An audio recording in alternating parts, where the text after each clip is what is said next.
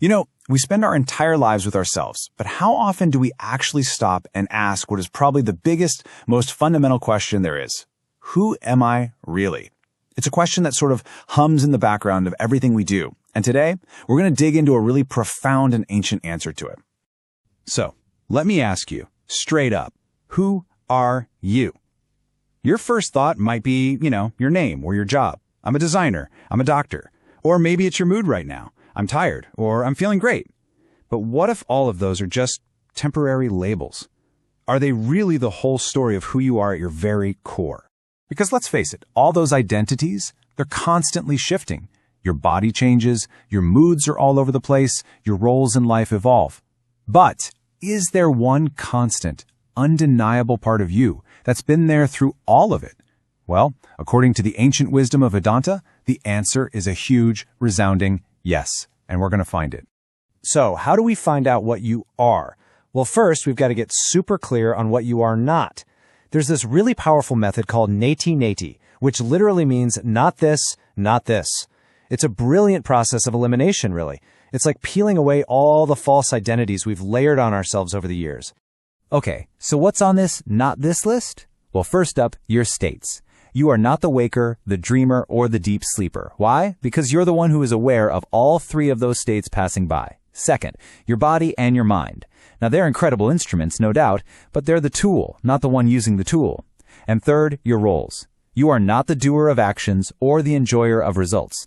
According to this teaching, those are just functions of the ego, this kind of fake I that's built on a big case of mistaken identity.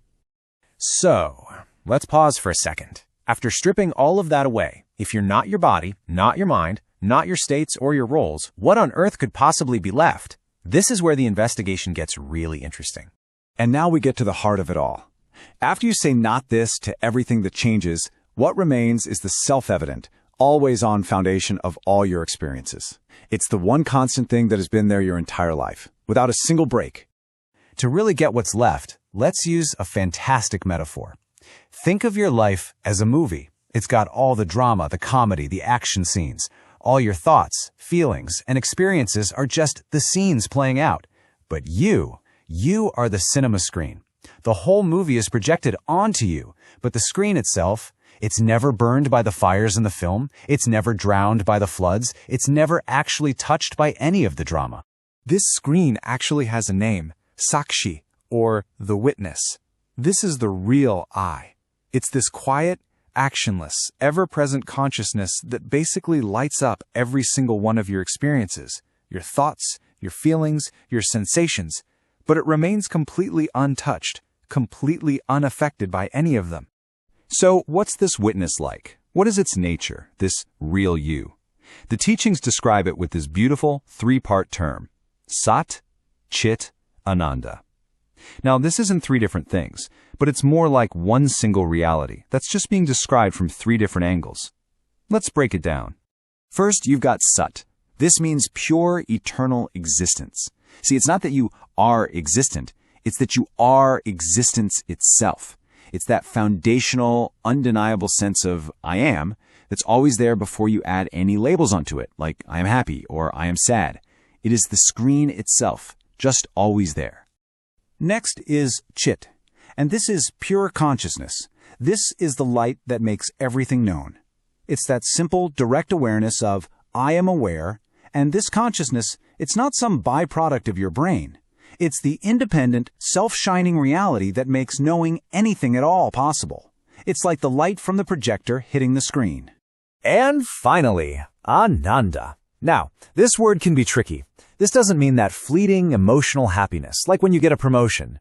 It means limitless fullness, a total completeness, the absolute absence of any wanting or lack. It's not something you go out and get, it's what you are. It's like the inherent wetness of water. A wave doesn't need to go searching for wetness, it is wetness. In the same way, you don't need to go searching for happiness. You are fullness itself. Okay, I know this can all start to feel a little bit abstract, a little out there. So let's bring it back down to earth with another brilliant metaphor that makes this way more concrete. The image of a whirlpool in a river. So, think of your individual self, your body, your mind, your personality. That's the whirlpool. It's got a specific temporary shape, And it definitely looks like a separate little thing, right? But what is it actually made of? It's just water. The river is the source, the eternal substance. The whirlpool is just a temporary name and a temporary form, while the water is the only thing that's actually truly there. So here's the absolute crucial point. The whirlpool is not a separate thing in the river. It is the river, just expressing itself in this temporary spinning form. And this just perfectly illustrates the core idea. You are not a separate person living in the universe. You are the universe, just expressing itself as a person for a little while. Now, at this point, you might be thinking, okay, that's a really fascinating idea, but so what? How does knowing any of this change anything in my day-to-day life? And honestly, that is the most important question. This isn't just some abstract philosophy. It's meant to be intensely practical. Well, understanding this really changes your whole relationship with life. First, you start to realize that the permanent peace you've been searching for out there is actually your own nature. It was here all along. Second, you begin to grasp that as the witness, as the screen, you are never truly harmed by life's ups and downs. Third, you see that you aren't just a tiny speck in the universe.